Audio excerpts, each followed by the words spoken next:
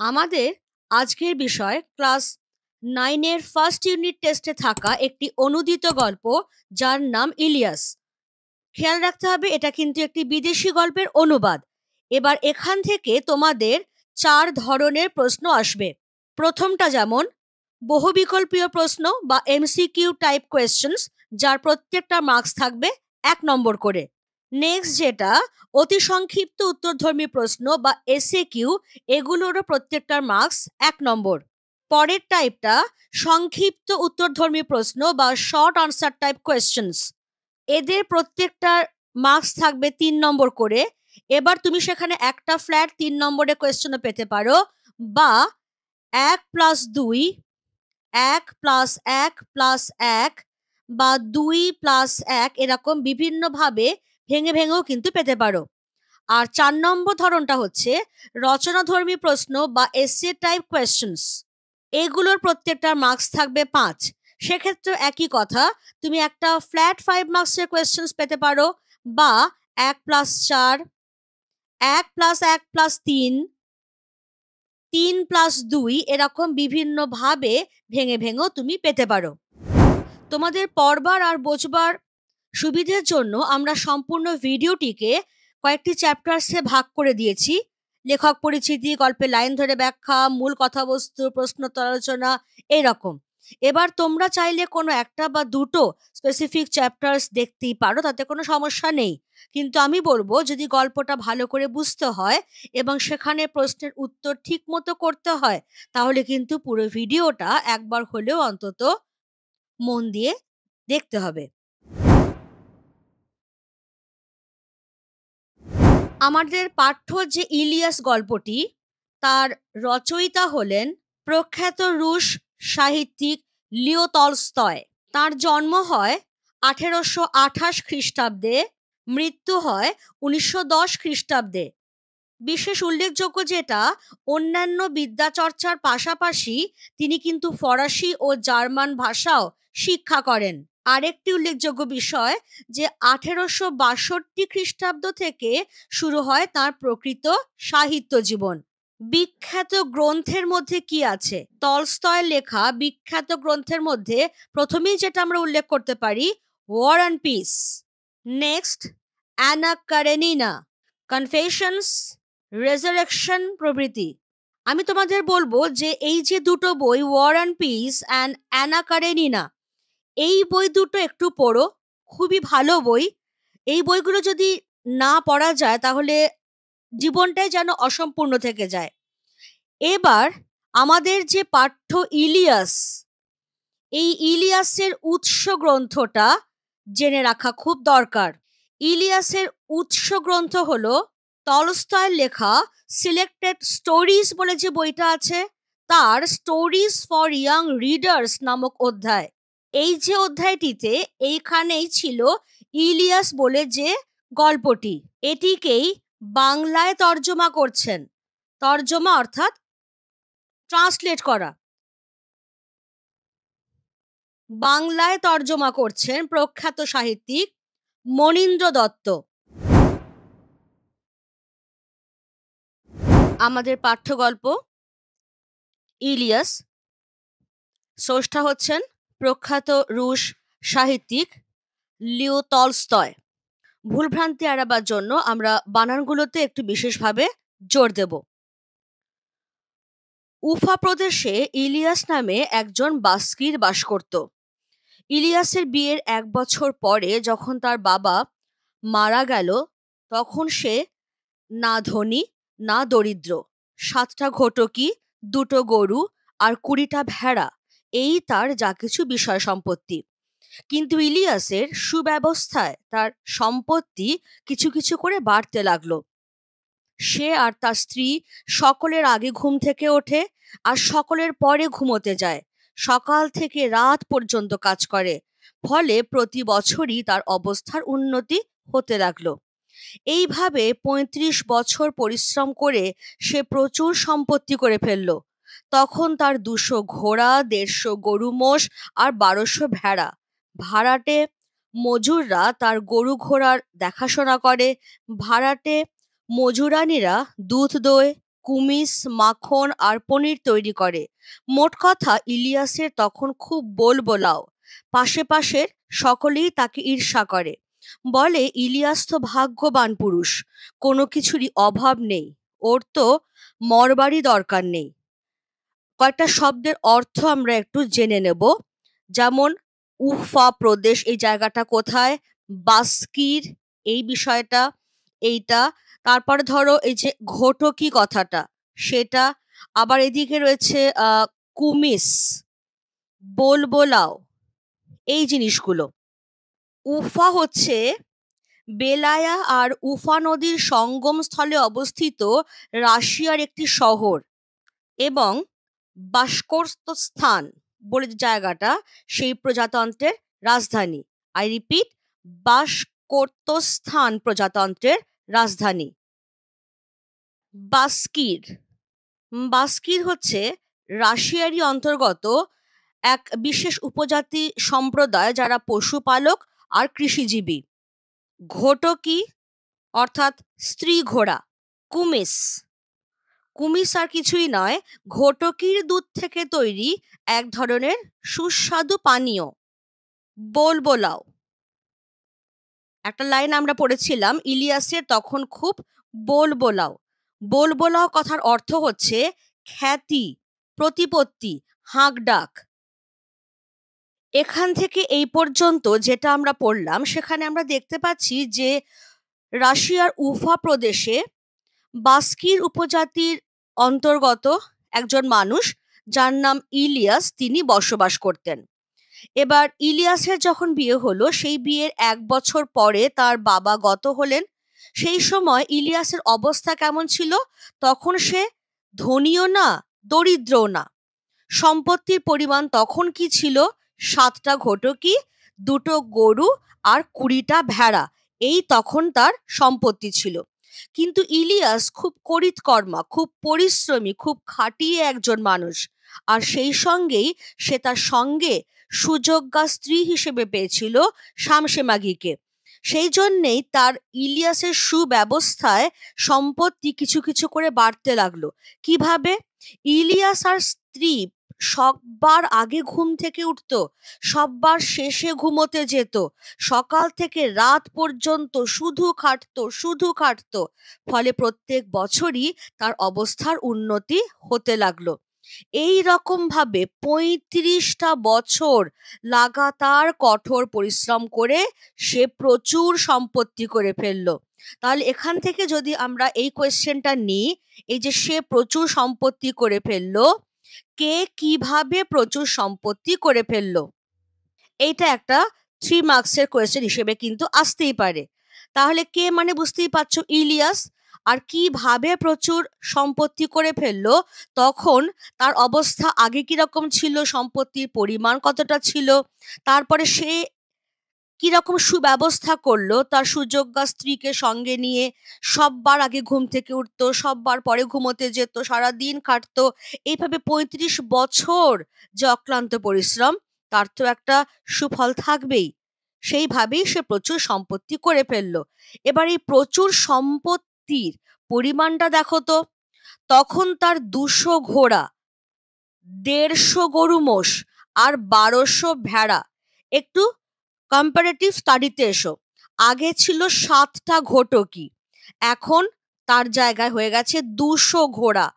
আগে ছিল মাত্র 2টো গরু, এখন হয়েছে 150 গরু মোষ। আগে যেখানে ছিল মাত্র 20টা ভেড়া, এখন সেখানে 1200টা ভেড়া।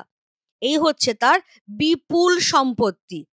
এবং সেই বিপুল সম্পত্তি দেখাশোনা করতো ভাড়াটে মজুর, মজুরানি, এরা। তার গরু ঘোড়ার দেখাশোনা করা, দুধ দোয়া, কুমিস, মাখন, পনির তৈরি করা, এই সমস্তই করছে ভাড়াটে লোকেরা। সব মিলিয়ে ইলিয়াসের তখন খুব খ্যাতি, প্রতিপত্তি, চারদিকে তার নাম ডাক ছড়িয়ে পড়েছে। আর যা হয়, সকলেই তখন তাকে ঈর্ষা করছে। তার এত সম্পত্তি, যে একটা সাধারণ বাস্কির, সে এত দরিদ্রাবস্থা থেকে এত বড় ধনী হয়ে গেল, কেউই সেটা সহ্য করতে পারছে না, হিংসে করছে তাকে। কিন্তু এই যে সে ধনীটা হলো, এটা কাউকে ঠকিয়ে হয়নি, কোনো কৌশল অবলম্বন করে হয়নি, শুধুমাত্র অক্লান্ত এবং নিষ্ঠার সঙ্গে পরিশ্রম করে হয়েছে। সেটা কিন্তু কেউ দেখছে না, সবাই তার সেই ধনাঢ্য অবস্থাটাই দেখছে, আর দেখে ঈর্ষা করছে। ঈর্ষা করে কি বলছে, ইলিয়াস তো ভাগ্যবান পুরুষ, কোনো কিছুরই অভাব নেই, ওর তো মরবারই দরকার নেই। কারা বলছে এটা? পাশে পাশের সকলেই। কাজেই এই লাইনটা থেকেই আমরা একটা কোয়েশ্চেন করে নেব, যে ইলিয়াস তো ভাগ্যবান পুরুষ, কারা এ কথা বলে? পার্ট কোয়েশ্চেন নেব, এ কথা বলার কারণ কি? এটা যদি 1 নম্বর থাকে, এটায় থাকবে 2 নম্বর। এবার দেখো, ইলিয়াস আমরা একটু পরিচয় পেয়ে গেলাম যে সে অত্যন্ত পরিশ্রমী, অত্যন্ত মেহনতি একজন মানুষ। সেই জন্যেই সে খুব সামান্য অবস্থা থেকে ধীরে ধীরে ধীরে ধীরে বিপুল সম্পত্তির অধিকারী হয়েছে। শুধু কি তাই, ক্রমে ভালো ভালো লোকের সঙ্গে তার পরিচয় হতে লাগলো। দূর দূরান্তর থেকে অতিথিরা তার সঙ্গে দেখা করতে আসে, সকলকেই স্বাগত জানিয়ে সে তাদের ভোজ্য পানীয় দিয়ে সেবা করে। যে যখনই আসুক, কুমিস, চা, শরবত আর মাংস সবসময় হাজির। অতিথি এলেই 1টা বা 2টো ভেড়া মারা হয়, সংখ্যায় বেশি হলে ঘটকিও মারা হয়। তাহলে এখান থেকে আমরা যেটা পেলাম যে ইলিয়াস সে কিন্তু অতিথি বৎসল বটে। তাহলে এর আগে আমরা পেয়েছিলাম ইলিয়াস পরিশ্রমী, করিতকর্মা, সেই সঙ্গেই এখন আমরা পেলাম অতিথি বৎসল। আর একটা পয়েন্ট আমি এখানে সবাইকে খেয়াল করতে বলবো, সেটা হচ্ছে যে তার মধ্যে কিন্তু কোনো দম্ভ নেই। যখনই সে ধনী হলো, তখনই আস্তে আস্তে বিভিন্ন জনের সঙ্গে, ভালো ভালো লোক যারা, কারণ ইলিয়াস সেও তো ভালো মনের মানুষ, সেও তো কাউকে ঠকিয়ে কোনো কৌশল করে বড়লোক হয়নি। সেই জন্যেই ভালো ভালো লোকেদের সঙ্গে তার আলাপ পরিচয় হতে লাগলো। দূর দূরান্তর থেকে সবাই তার সঙ্গে দেখা করতে আসতো, আলাপ পরিচয় করতে আসতো। এবং ইলিয়াস এতটাই অতিথি বৎসল যে সবাইকে স্বাগত জানিয়ে সে তাদের খাবার দিয়ে, ভোজ্য মানে হচ্ছে খাবার, খাবার দিয়ে, পানীয় দিয়ে সেবা যত্ন করত। যে যখনই আসতো না কেন ইলিয়াসের বাড়িতে, তাদের জন্য সবসময় কুমিস, চা, শরবত, মাংস রেডি থাকতো। অতিথি এলে, যদি কম সংখ্যক অতিথি হয়, তাহলে 1টা বা 2টো ভেড়া মারা হচ্ছে মাংসের জন্য। আর যদি অতিথির সংখ্যা বেশি হয়, তাহলে ঘটকি মারা হচ্ছে। ফলে এই যে একজন অতিথি বৎসল, পরিশ্রমী, করিতকর্মা মানুষ, তাকে কিন্তু ঈর্ষা করবার কিছু নেই। কারণ এমনটা নয় যে সে হঠাৎ বড়লোক হয়ে গিয়ে ভীষণ দম্ভ বা অহংকার প্রকাশ করছে। সে আগেও যেরকম বিনয়ী ছিল, পরিশ্রমী ছিল, বড়লোক হবার পরেও সে কিন্তু একই রকম বিনয়ী এবং পরিশ্রমী থেকে গেছে। তার মধ্যে কিন্তু কোনো পরিবর্তন হয়নি। এবার ইলিয়াসের পরিবারের পরিচয় দেওয়া হচ্ছে। ইলিয়াসের 2 ছেলে, 1 মেয়ে, সকলেরই বিয়ে হয়ে গেছে। ইলিয়াস যখন গরিব ছিল, তখন ছেলেরা তার সঙ্গে কাজ করত, গরু ভেড়া চড়াতো। কিন্তু বড়লোক হওয়ার পরে তারা আয়েশি হয়ে উঠল।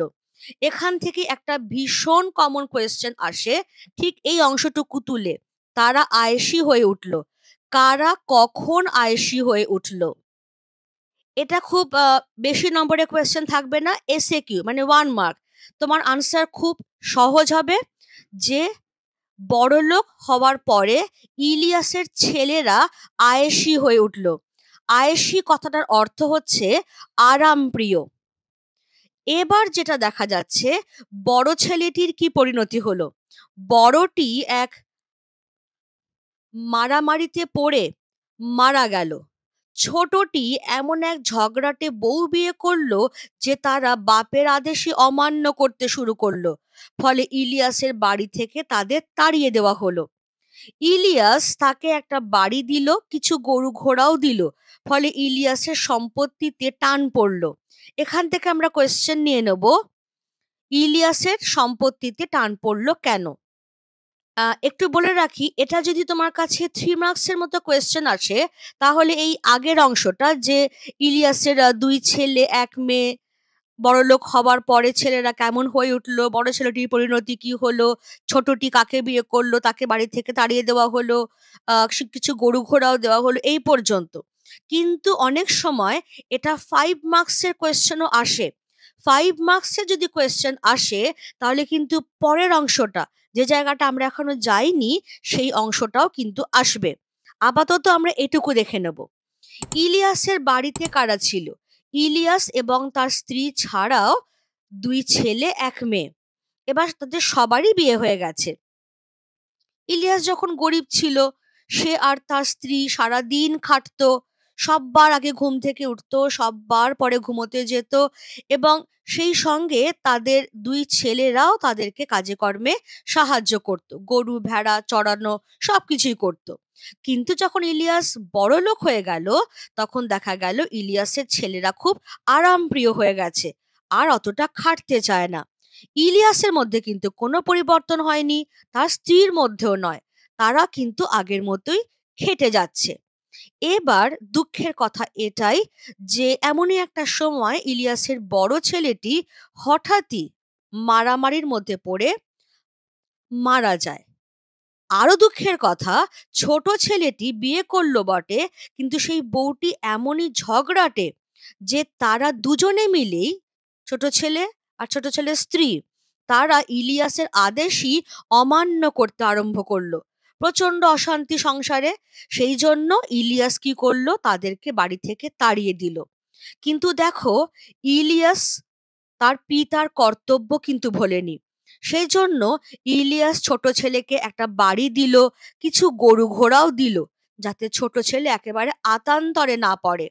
আর তার ফলেই ইলিয়াসের সম্পত্তিতে অবভিয়াসলি কিছু টান পড়লো, সম্পত্তিটা কিছুটা কমে গেল, কারণ ছোট ছেলেকে একটা বাড়ি দিতে হয়েছে, কিছু গরু ঘোড়াও দিতে হয়েছে।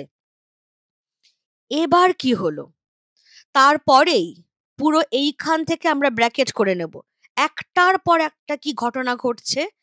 ইলিয়াসের ভেড়ার পালে মড়ক লেগে অনেকগুলো মরে গেল। তার পরের বছর দেখা দিল দুর্ভিক্ষ, খড় পাওয়া গেল না একেবারে। ফলে সে বছর শীতকালে অনেক গরু মোষ না খেয়ে মরল। তারপর কিরবিজরা তার সবচাইতে ভালো ঘোড়াগুলো চুরি করে নিয়ে গেল। ইলিয়াসের অবস্থা খারাপ হয়ে পড়ল। যত তার অবস্থা পড়তে লাগলো, ততই তার শরীরের জোরও কমতে লাগলো। এমনি করে ৭০ বছর বয়সে ইলিয়াস বাধ্য হয়ে তার পশমের কোট, কম্বল, ঘোড়ার জিন, তাঁবু এবং সবশেষে গৃহপালিত পশুগুলোকে বিক্রি করে দিয়ে দুর্দশার একেবারে চরমে নেমে গেল। আসল অবস্থা বুঝে উঠবার আগেই সে একেবারে সর্বহারা হয়ে পড়ল। ফলে বৃদ্ধ বয়সে স্বামী স্ত্রীকে অজানা লোকের বাড়িতে বাস করে তাদের কাজ করে খেতে হতো। সম্বলের মধ্যে রইল শুধু কাঁধে একটা বোঁচকা, তাতে ছিল একটা লোমের তৈরি কোট, টুপি, জুতো আর বুট। এই বোঁচকাটা ছাড়াও ইলিয়াসের সম্বল বলতে থাকলো তার বৃদ্ধা স্ত্রী শামশেমাগি। বিতাড়িত পুত্র অনেক দূর দেশে চলে গেছে, মেয়েটিও মারা গেছে। বৃদ্ধ দম্পতিকে সাহায্য করবার তখন কেউ নেই। এখান থেকে আমরা ছোট্ট ছোট্ট কোয়েশ্চেনগুলো আগে করে নিই, যেমন এই লাস্ট লাইনটা, বৃদ্ধ দম্পতিকে সাহায্য করবার তখন কেউ নেই, কেন? এটা জাস্ট 1 মার্কের কোয়েশ্চেন। সেই জন্য তোমার আনসারটা কি হবে, যে ইলিয়াসের যখন বৃদ্ধাবস্থা, তখন তার বিতাড়িত ছোট পুত্র অনেক দূর দেশে চলে গেছে, তাদের মেয়েটিও মারা গেছে, আর সেই জন্যেই বৃদ্ধ দম্পতিকে সাহায্য করবার তখন আর কেউ নেই। এই হয়ে গেল তোমার একটা আনসার। নেক্সট হচ্ছে দেখো, সম্বলের মধ্যে রইল এই জায়গাটা। এখান থেকে যদি আমরা কোয়েশ্চেনটা নিই, কার সম্বলের মধ্যে কি রইল, এটাও বেসিক্যালি এসএকিউ হিসেবেই আসে। ইলিয়াসের সম্বলের মধ্যে রইল কাঁধে একটা বোঁচকা। এবার খেয়াল করো বোঁচকার মধ্যে কি কি আছে। আমি যদি 1 2 করে করে দিই তোমাদের সুবিধে হবে। নাম্বার 1, লোমের তৈরি একটা কোট। নাম্বার 2, একটা টুপি। নাম্বার 3, জুতো। নাম্বার 4 হচ্ছে বুট।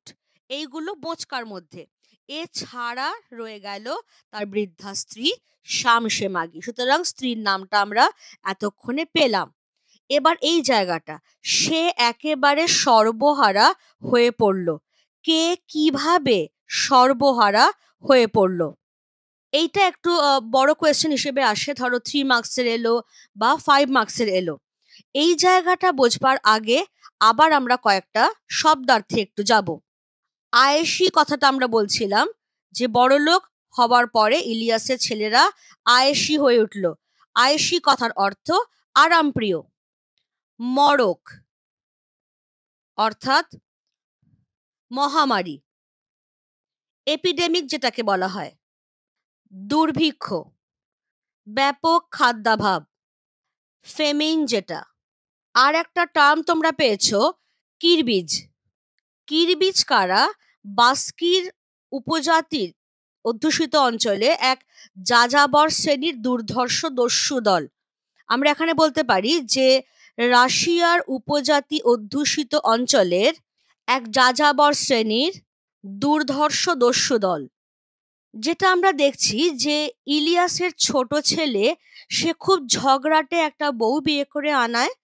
দুজনে মিলিয়ে যেটা আরম্ভ করলো, সংসারের চূড়ান্ত অশান্তি শুরু করলো। তারা তাদের বাবার আদেশই অমান্য করতে আরম্ভ করলো। এই অবস্থায় শান্তি বজায় রাখবার জন্য ইলিয়াস ছোট ছেলে এবং ছোট ছেলের স্ত্রীকে বাড়ি থেকে বার করে দিতে বাধ্য হলো। কিন্তু কর্তব্যপরায়ণ পিতার দায়িত্ব ইলিয়াস ভুলল না। সেই জন্যই ছোট ছেলেকে একটা বাড়ি দিল, কিছু গরু ঘোড়াও দিল। ফলে প্রাথমিকভাবে তার সম্পত্তিতে টান পড়ল। কিন্তু আফসোসের কথা, এরপর এমন এক একটা ঘটনা ঘটতে লাগলো যেগুলো একটাও ইলিয়াসের পক্ষে গেল না। কি রকম? ইলিয়াসের ভেড়ার পালে মড়ক লেগে অনেকগুলো মারা গেল। এর পরের বছরই দেখা দিল দুর্ভিক্ষ, অর্থাৎ একেবারে খড় পাওয়া গেল না।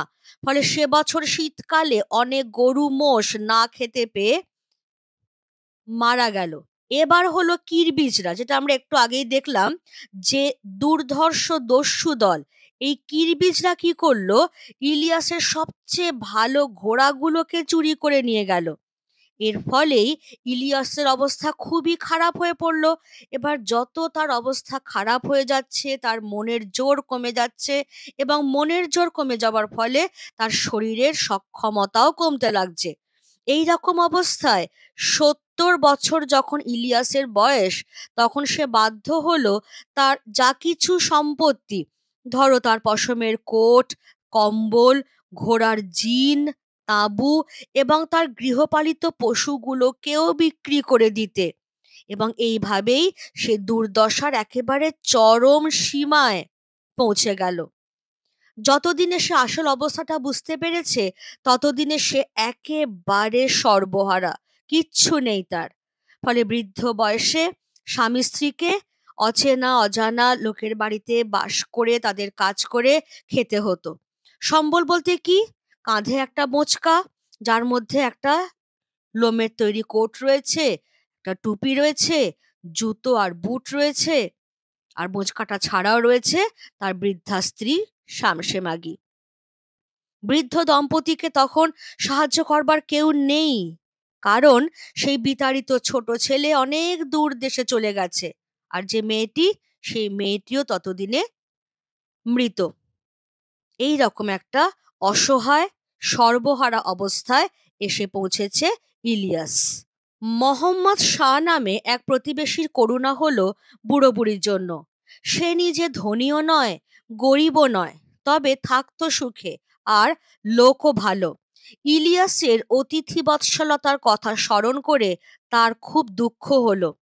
বলল, ইলিয়াস, তুমি আমার বাড়ি এসে আমার সঙ্গে থাকো, বুড়িকেও নিয়ে এসো। বুড়ি অর্থাৎ শামসে মাগি। যতটা ক্ষমতায় কুলোয় গ্রীষ্মে আমার তরমুজের ক্ষেতে কাজ করবে আর শীতকালে গরু ঘোড়াগুলোকে খাওয়াবে।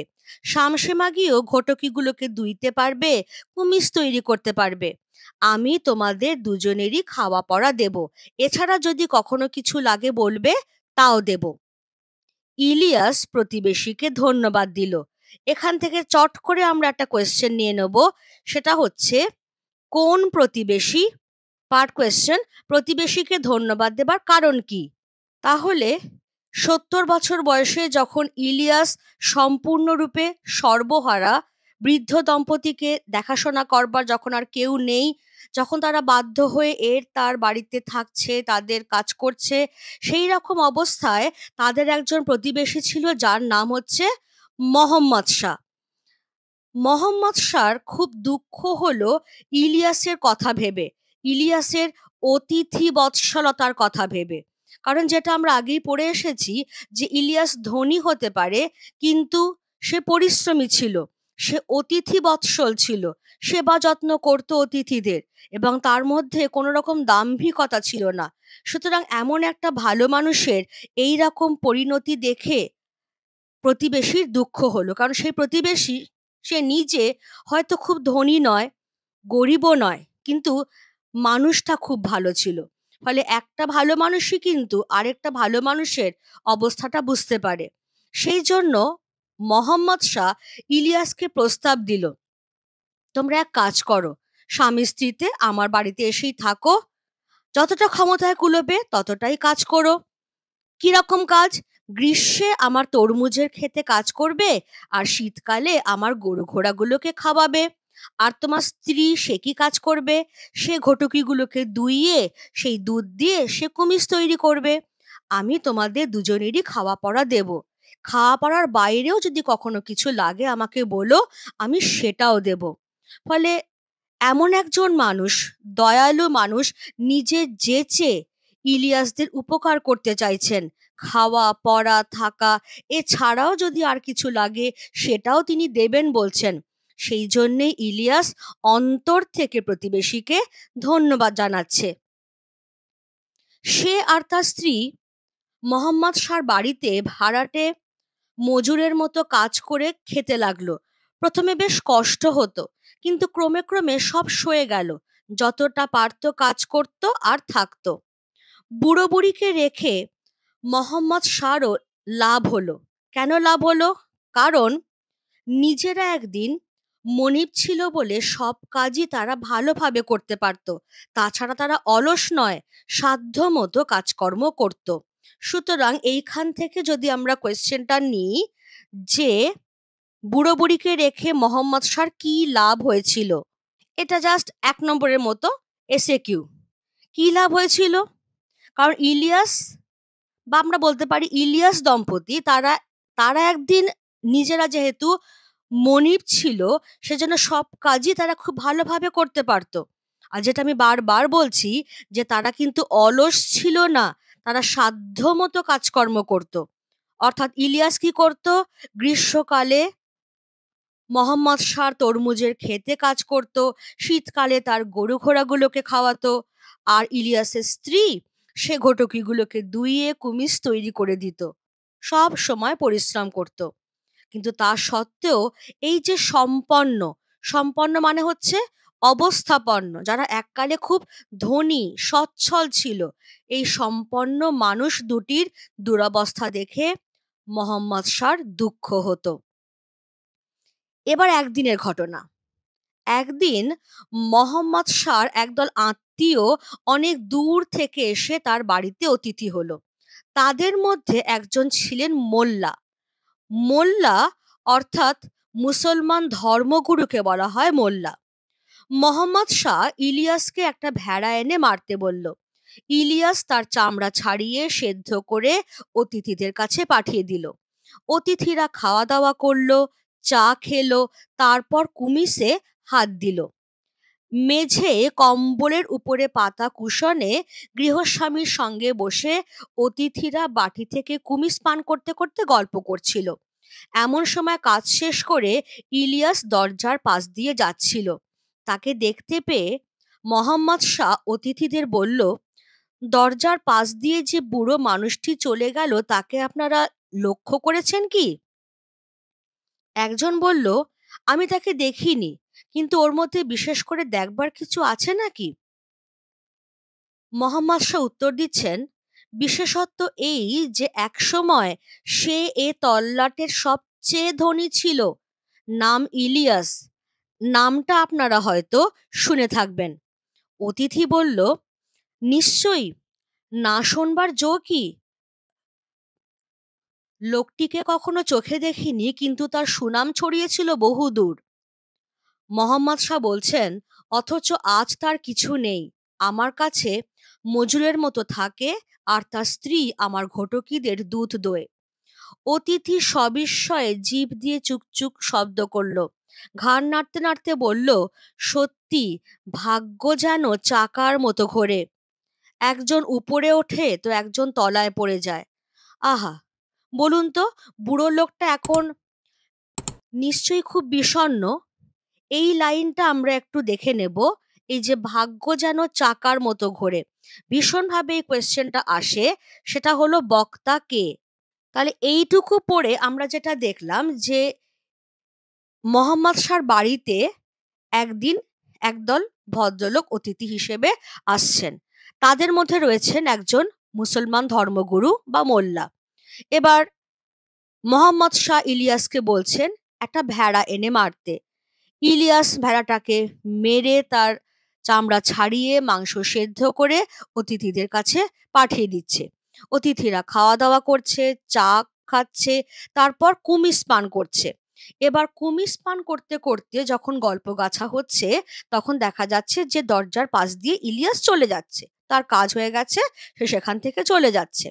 মোহাম্মদ শাহ অতিথিদেরকে উদ্দেশ্য করে বলছেন, এই যে এইমাত্র দরজার পাশ দিয়ে যে লোকটা চলে গেল তাকে কি আপনারা দেখলেন? একজন অতিথি বলছেন যে, না তো, দেখিনি তো। কেন? ওর মধ্যে কি বিশেষ করে দেখবার কিছু আছে?" মোহাম্মদ শাহ বলছেন, বিশেষত্ব হচ্ছে এই যে একসময় ওই লোকটি এই তল্লাটের সবচেয়ে বড় লোক ছিল, সবচেয়ে ধনী ব্যক্তি। নাম তার ইলিয়াস। নামটা নিশ্চয়ই আপনারা সবাই শুনেছেন। তখন অতিথি বলছেন, হ্যাঁ নিশ্চয়ই, ইলিয়াসের নাম কে না জানে। কারণ সে যেমন ধনী, তেমনি দয়ালু, তেমনি অতিথি বৎসল। কিন্তু সে এখানে কি করছে? এবার অতিথির বক্তব্য, যে লোকটা এককালে এ অঞ্চলের সবচেয়ে ধনী ব্যক্তি ছিল, আজকে তার অবস্থা হচ্ছে সে মোহাম্মদ শাহর বাড়িতে মজুরের মতো থাকে, আর তার স্ত্রী তার ঘটকিদের দুধ দোয়। এই কথা শুনে অতিথি বিস্মিত হয়ে জিভ দিয়ে এরকম একটা শব্দ করছে এবং ঘাড় নাড়তে নাড়তে বলছে, সত্যি, ভাগ্য যেন চাকার মতো ঘোরে। আজকে যে ওপরে আছে, কালকে সে তলায় পড়ে গেল। আজকে যে তলায় পড়ে আছে, কালকে সে ওপরে উঠল। আচ্ছা, একটু বলুন তো, এই যে বুড়ো মানুষটি, এই যে ইলিয়াস, এককালে যে এ অঞ্চলের সবচেয়ে ধনী ব্যক্তি ছিল, এখন সবকিছু হারিয়ে সে নিশ্চয়ই খুব দুঃখিত হয়ে থাকে, খুব বিষণ্ণ হয়ে থাকে সব সময়। উত্তরে মোহাম্মদ শাহ কি বলছেন, কি জানি, খুব চুপচাপ আর শান্ত হয়ে থাকে, কাজও করে ভালো। অতিথি বলল, লোকটির সঙ্গে একটু কথা বলতে পারি কি? জীবন সম্পর্কে ওকে কিছু জিজ্ঞাসা করতে চাই আমি। এখানেও সে একই কথা। এই লাইনটা তুলেও কিন্তু কোয়েশ্চেন আসবে যে কথাটি কে বলেছিল। এটাও 1 নম্বরের। এমসিকিউ হতে পারে, এসকিউ হতে পারে। আমি এই যে বিশেষ বিশেষ জায়গাগুলো দাগ দিয়ে দিচ্ছি, এগুলো একটু ভালো করে খেয়াল করো, যাতে বক্তা কে বা কে বলেছিল সেগুলো ভুল না হয়ে যায়। কারণ অনেক সময় ইলিয়াস, মোহাম্মদ শাহ, মোল্লা, অতিথি, এই 4টে অপশনের মধ্যে জিনিসটা ঘোরাফেরা করে। ফলে বক্তা কে সেটা যদি না বুঝতে পারো, না যদি পড়া থাকে, তাহলে কিন্তু ভুল আনসার হয়ে যাবে। তাহলে এই সমস্ত কিছু শুনে টুনে যে না, লোকটি বিষণ্ণ কিনা বোঝা যায় না, কিন্তু খুব চুপচাপ আর শান্ত হয়ে থাকে, কাজও করে ভালো। এই কথা শুনে অতিথি বলল, আচ্ছা, ওই লোকটির সঙ্গে কি আমি একটু কথা বলতে পারি? জীবন সম্পর্কে ওকে আমি কিছু জিজ্ঞাসা করতে চাই। মোহাম্মদ শাহর বাড়িতে আগত জনৈক অতিথি যখন ইলিয়াসের সঙ্গে একটু আলাপ পরিচয় করতে চাইছেন, তখন গৃহস্বামী গৃহস্বামী অর্থাৎ মোহাম্মদ শাহ, তিনি কি বলছেন? নিশ্চয়ই পারেন। তারপর তাঁবুর বাইরে গিয়ে ডাকলো, বাবাই, একবার এদিকে এসো তো, তোমার বুড়িকেও সঙ্গে নিয়ে এসো, আমাদের সঙ্গে একটু কুমিস পান করবে। বাবাই সেটা আর কিছুই নয়, বাস্কির উপজাতির মাতৃভাষায় কথাটির অর্থ হচ্ছে ঠাকুরদা। কেমন? আমি এখানে ব্র্যাকেটের মধ্যে বলেই দিলাম যে বাস্কির উপজাতির মাতৃভাষায় বাবাই কথাটার অর্থ হচ্ছে ঠাকুরদা। তাহলে ঠাকুরদা হিসেবে ডাকা হচ্ছে ইলিয়াসকে, এবং বলা হচ্ছে যে তুমিও এসো, তোমার স্ত্রীকেও সঙ্গে করে আনো, আমাদের সঙ্গে বসে তোমরা একটু কুমিস পান করবে। ইলিয়াস আর তার স্ত্রী এলো। ইলিয়াস অতিথি ও গৃহস্বামীকে নমস্কার করলো, প্রার্থনা করলো, তারপর দরজার পাশে এক কোণে বসলো। তার স্ত্রী পর্দার আড়ালে গিয়ে কর্ত্রীর পাশে বসলো। ইলিয়াসকে এক বাটি কুমিস দেওয়া হলো। সে আবার অতিথি ও গৃহস্বামীকে মাথা নিচু করে নমস্কার করলো এবং একটু খেয়ে বাকিটা নামিয়ে রাখলো। তাহলে দেখো, ভদ্রতা, সভ্যতা এবং কৃতজ্ঞতাবোধ, এই তিনটেই কিন্তু ইলিয়াসের মধ্যে সম্পূর্ণরূপে বর্তমান। সে প্রথম থেকেই ভদ্র, প্রথম থেকেই সভ্য, সেই জন্য সে পরিশ্রম করে বড়লোক হবার পরেও তার মধ্যে কিন্তু কোনো দাম্ভিকতার পরিচয় আমরা পাইনি। সবার সঙ্গেই সে ভালো ব্যবহার করছে। যখনই অতিথিরা আসছেন, তাদের সবাইকে সে ভোজ্য দিয়ে, পানীয় দিয়ে সে আতিথেয়তার কোনো ত্রুটি রাখছে না। এবং এখনো যখন তাকে ডাকা হচ্ছে, গৃহস্বামীর অতিথিদের মাঝখানে তাকে ডাকা হচ্ছে, সে প্রথমেই এসে অতিথি আর গৃহস্বামীকে সসম্মানে নমস্কার করছে, তারপরে প্রেয়ার বা প্রার্থনা করছে, তারপর দরজার পাশে একটা কোণায় চুপটি করে বসছে। আর তার স্ত্রী, যেহেতু তিনি মহিলা, সেই জন্য তিনি পর্দার আড়ালে গিয়ে গৃহকর্ত্রীর পাশে বসছেন। এবার যখন ইলিয়াসকে এক বাটি কুমিস দেওয়া হচ্ছে, সে কৃতজ্ঞতা বোধ সেটার প্রকাশ ঘটিয়ে সে অতিথি এবং গৃহস্বামীকে আবার মাথা নিচু করে নমস্কার করছে এবং একটু খেয়ে বাকিটা কিন্তু আর খাচ্ছে না। কারণ ওইভাবে অতিথিদের সামনে, যারা ভাড়াটে মজুর হয়ে থাকছে, ইলিয়াস, তাদের কিন্তু সবটা ওইভাবে খাওয়াটা শোভা পায় না, সেজন্য একটু খেয়ে বাকিটা সে সরিয়ে রাখছে। অতিথি তাকে জিজ্ঞাসা করলো, আচ্ছা বাবাই, আমাদের দেখে তোমার অতীত জীবনের সুখ সমৃদ্ধির কথা স্মরণ করে এবং এখনকার দুরবস্থার কথা ভেবে কি খুব কষ্ট হচ্ছে? ইলিয়াস হেসে বলল, সুখ দুঃখের কথা যদি বলি, আপনারা হয়তো আমার কথা বিশ্বাস করবেন না। বরং আমার স্ত্রীকে জিজ্ঞাসা করুন। তিনি মেয়ে মানুষ, তার মনেও যা, মুখেও তাই। এ বিষয়ে তিনিই পুরো সত্য বলতে পারবেন। এখান থেকে এই লাইনটা চট করে আমরা নিয়ে নেব যে কোন বিষয়ে কে পুরো সত্য বলতে পারবেন। কোন বিষয়?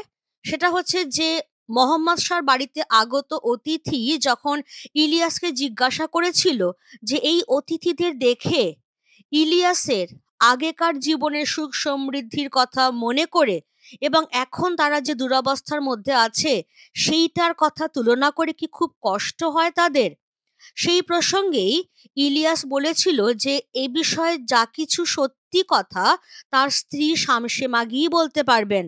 কারণ শামসে মাগি একজন মেয়ে মানুষ। মেয়ে মানুষের মনের কথা যা, মুখের কথাও তাই। সুতরাং ছেলে হয়ে ইলিয়াসের কথা হয়তো তারা বিশ্বাস নাও করতে পারেন। সুতরাং ভালো হয় তারা যদি ইলিয়াসের স্ত্রীকে জিজ্ঞাসা করেন। কাজে কোন বিষয়টা পাওয়া গেল, আর কেটা হচ্ছে ইলিয়াসের স্ত্রী শামসে মাগি। অতিথি তখন পর্দার দিকে তাকিয়ে বলল, আচ্ছা ঠাকমা, আগেকার সুখ আর এখনকার দুঃখ সম্পর্কে তোমার মনের কথাটা বলো তো। পর্দার আড়াল থেকে শামসে মাগি বলতে লাগলো, এই হলো আমার মনের কথা বলে সে বলছে। একটু আমরা কোয়েশ্চেনটা আগে করে নিই যে কোনটি কার মনের কথা। এটা তোমরা মোটামুটি একটা 3 মার্কসের কোয়েশ্চেনের পার্ট কোয়েশ্চেন হিসেবে পেতে পারো। মার্কসের মতো, কারণ এখানে কোনটি বলা হয়েছে আর কার বলা হয়েছে। তাহলে শ্যামসেমাগির মনের কথা কোনটি? 50 বছর এই বুড়ো আর আমি একত্র বাস করেছি, সুখ খুঁজেছি, কিন্তু কখনো পাইনি। আর আজ এখানে এই আমাদের 2য় বছর, যখন আমাদের কিছুই নেই, যখন আমরা ভাড়াটে মানুষের মতো বেঁচে আছি, তখন আমরা পেয়েছি সত্যিকারের সুখ। আজ আর কিছুই চাই না। তাহলে এই অংশটা আমরা একটু পুরো ব্র্যাকেট করে নেব। শ্যামসেমাগি কি বলছে? তার মনের কথাটা কি? যে 50 বছর, অর্থাৎ অর্ধ শতাব্দী, 50 বছর ধরে ইলিয়াস আর তার স্ত্রী একত্রে বসবাস করেছে, সুখ খুঁজে বেরিয়েছে, কিন্তু 50 বছরে একদিনের জন্যেও তারা সুখ পায়নি। আর এইটা মোহাম্মদ শাহর বাড়িতে তাদের 2য় বছর, যখন তাদের কাছে কিচ্ছু নেই, যখন তারা ভাড়াটে মজুরের মতো এখানে বাস করছে, কাজ করছে, খাওয়া পড়া পাচ্ছে, তখনই কিন্তু তারা আসল সুখের সন্ধান পেয়েছে। এমন সুখের সন্ধান পেয়েছে যেটা পাবার পর তাদের আর কিছুই চাই না। অতিথিরা বিস্মিত।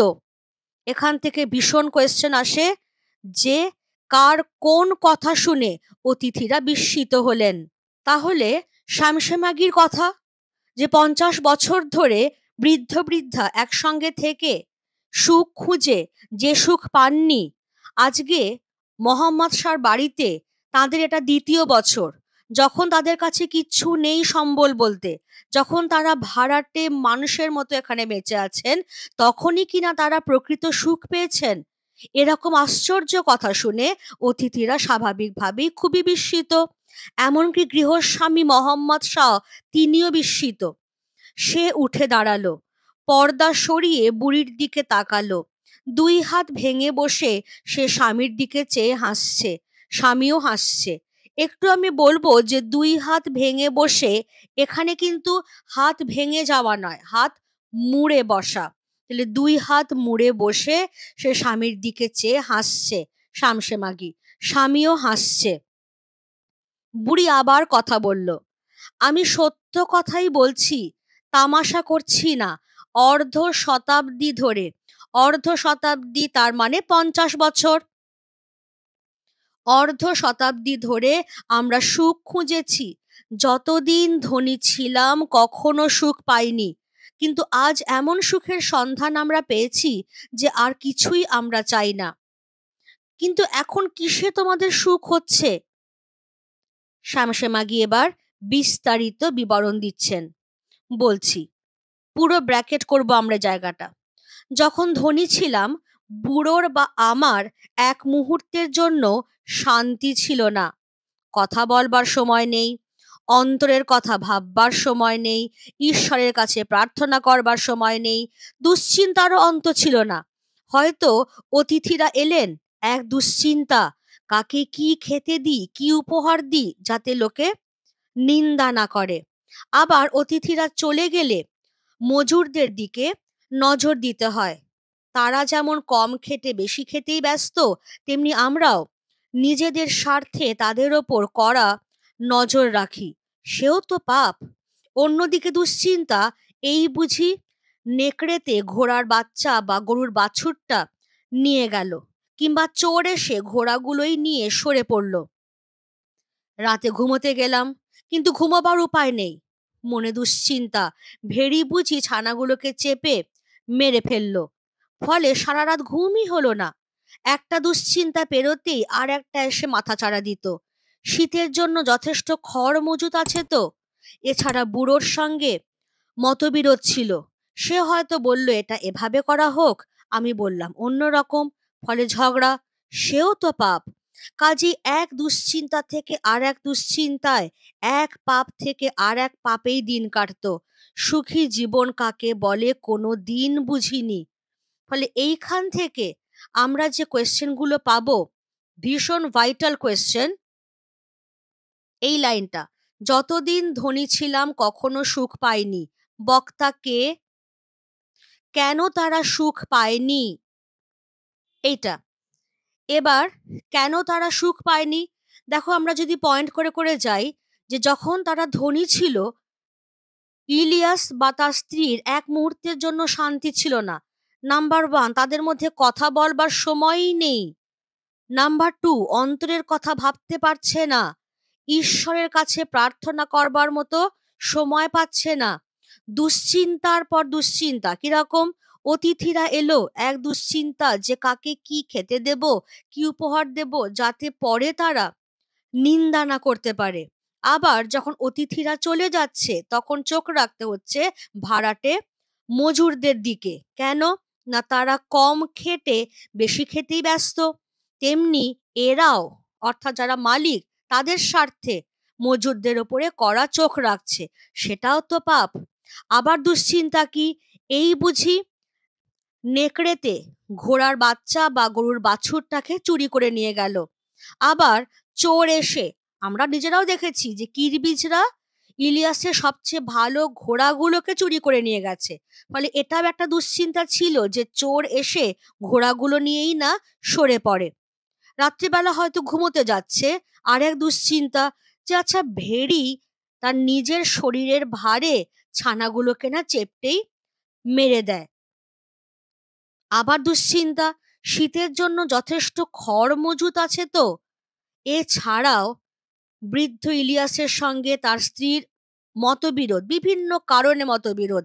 এ হয়তো বলছে এটা এভাবে করা হোক, ও হয়তো বলছে ওইভাবে, ফলে ঝগড়া।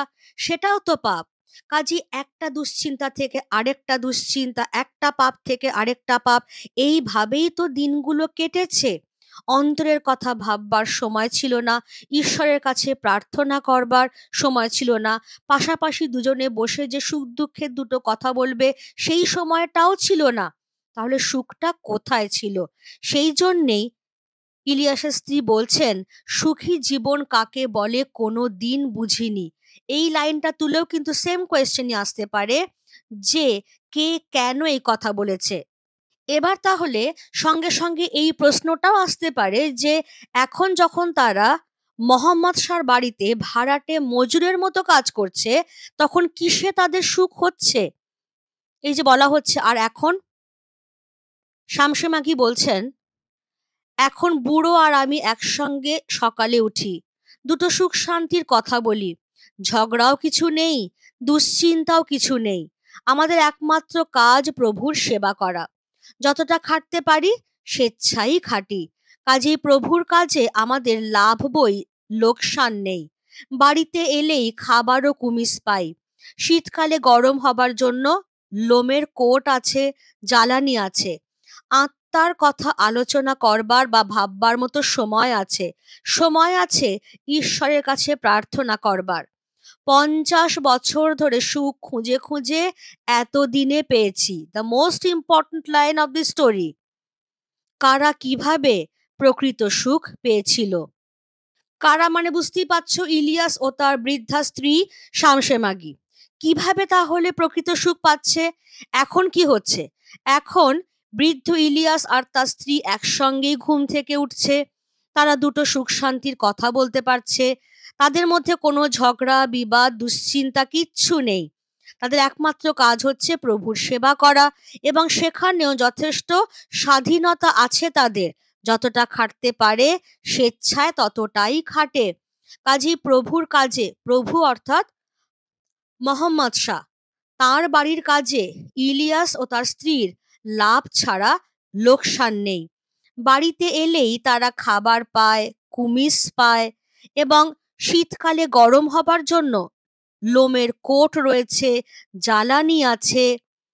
আত্মার কথা আলোচনা করবার বা ভাববার মতো সময় আছে। সবচেয়ে বড় কথা, সময় রয়েছে ঈশ্বরের কাছে প্রার্থনা করবার। অর্থাৎ যেগুলো তারা সুখী হিসেবে পেতে চেয়েছিল, যতদিন তারা ধনী ছিল ততদিন কিন্তু সেগুলো তারা পায়নি।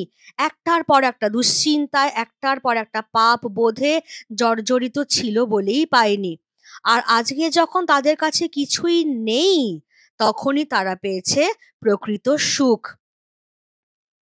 শামসে মাগির এই কথা শুনে অতিথিরা হেসে উঠল।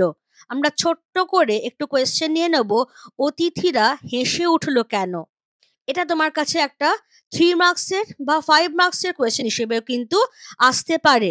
এখানে শুধু ওইটুকুই লিখবে যেটুকু শামসে মাগি এই অংশটার মধ্যে বলছেন, যেটুকু আমি এখানে দাগ দিয়ে দিলাম, যে মোহাম্মদ শাহর বাড়িতে ভাড়াটে মজুরের মতো থাকতে গিয়ে কিভাবে তারা প্রকৃত সুখ পেল, সেই কথাটা যখন শামসে মাগি বলছেন তখন এটা এদের কাছে অবিশ্বাস্য বলে মনে হচ্ছে, আর তাতে অতিথিরা হেসে উঠছে।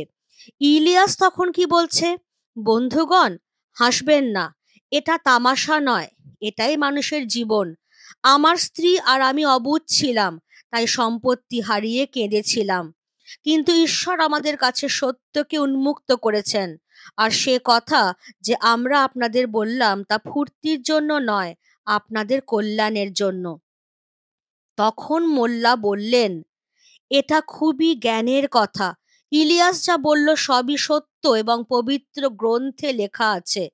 শুনে অতিথিরা ভাবতে বসলো। তাহলে পবিত্র গ্রন্থ বলতে এখানে মুসলমানদের ধর্মগ্রন্থ কোরআনের কথা বলা হচ্ছে। এবার এই যে লাইনটা, শুনে অতিথিরা ভাবতে বসলো, কোয়েশ্চেন ভীষণ আসে, কার কোন কথা শুনে অতিথিরা ভাবতে বসলো? তাহলে কার কথা? মোল্লার কথা। মোল্লা অর্থাৎ মুসলমান ধর্মগুরু। তিনি যখন বললেন যে ইলিয়াস যা বলল সবই সত্য এবং পবিত্র গ্রন্থে লেখা আছে, এটা খুবই জ্ঞানের কথা, সেইটা শুনেই অতিথিরা ভাবতে বসলো। ইলিয়াস তাহলে কি বলেছিল? ইলিয়াস অতিথিদের হাসতে বারণ করেছিল, বলেছিল এই কথাগুলো কোনো তামাশা নয়, এটাই বরং মানুষের জীবন। সেটা কি? সেটা হচ্ছে যে সুখ অর্থ নিরপেক্ষ এক মানসিক বিষয়। অর্থের ওপর কিন্তু সুখ নির্ভর করে না। পার্থিব ধনসম্পদ মানুষের চাহিদাকে আরো আরো বাড়িয়ে দেয়।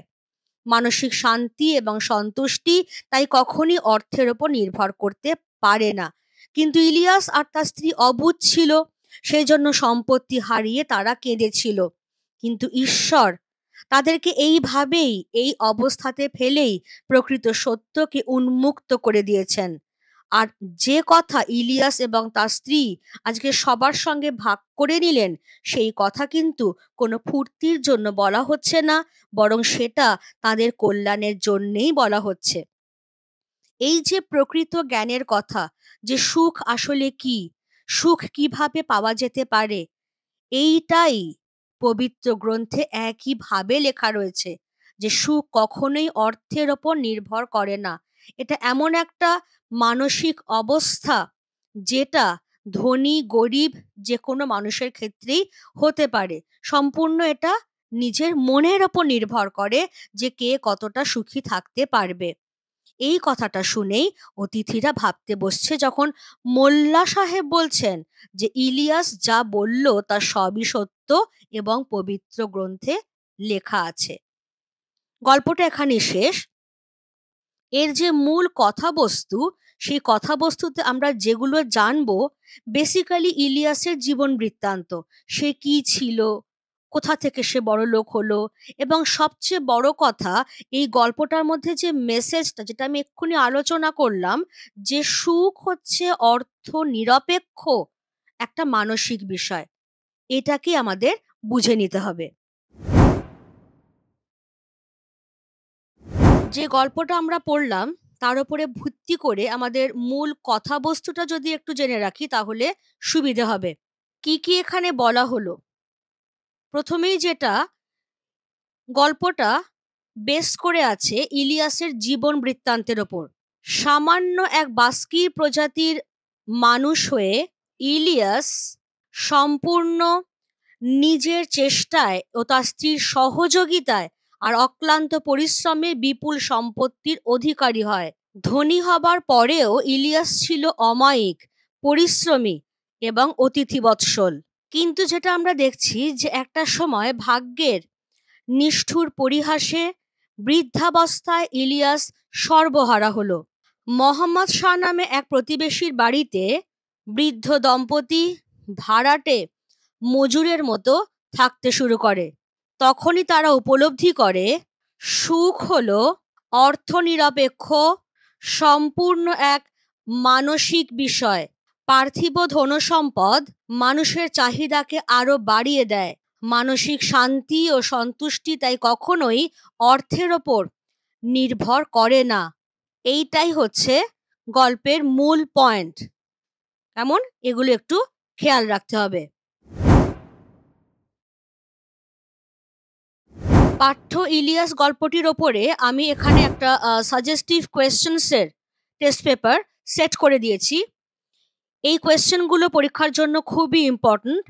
এই কোয়েশ্চেন্স এবং এই ধরনের কোয়েশ্চেন্সই পরীক্ষায় আসবে। টেক্সট বইটা ভালো করে পড়বে। এই কোয়েশ্চেনের পিডিএফ লিঙ্ক তোমরা ডেসক্রিপশনে পেয়ে যাবে। ডাউনলোড করে নিও, প্র্যাকটিস করো। যদি কোথাও কোনো অসুবিধা হয় ডেফিনেটলি আমাকে কমেন্ট বক্সে জানিও। আমি এখানে তোমাদের সুবিধের জন্য কয়েকটা একটু করে দেখিয়ে দেব যে কিভাবে করলে তোমরা এখান থেকে ফুল মার্কস সিকিউর করতে পারবে।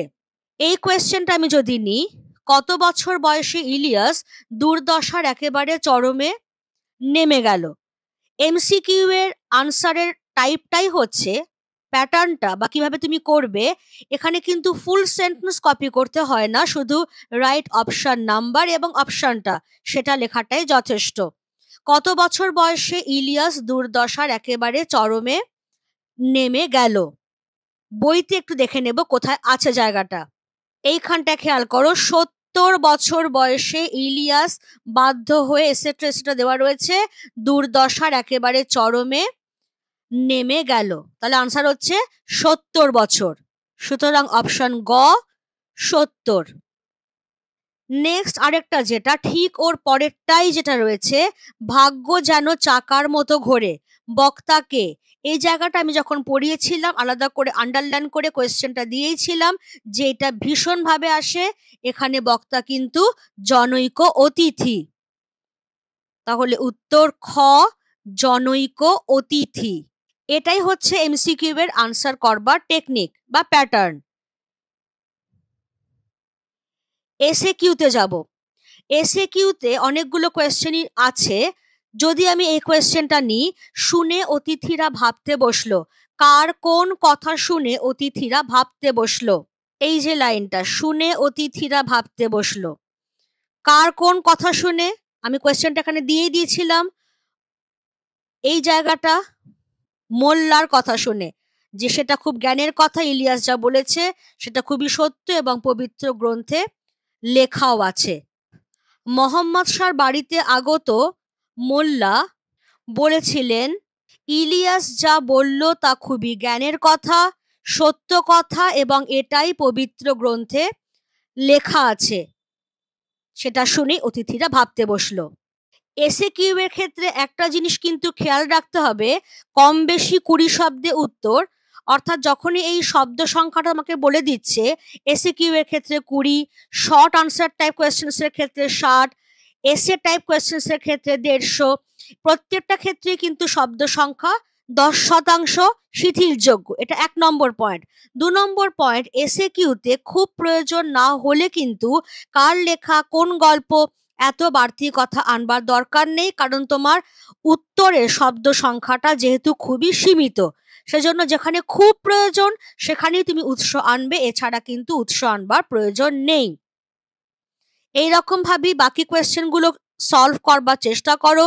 যেমন এখানে 60 শব্দে যে প্রশ্নগুলোর উত্তর দেওয়া হয়েছে, ইলিয়াস তো ভাগ্যবান পুরুষ, কারা কথা বলেছিল? তার আশেপাশে থাকা যে প্রতিবেশীরা, সেইটা। এ কথা বলার কারণ কি?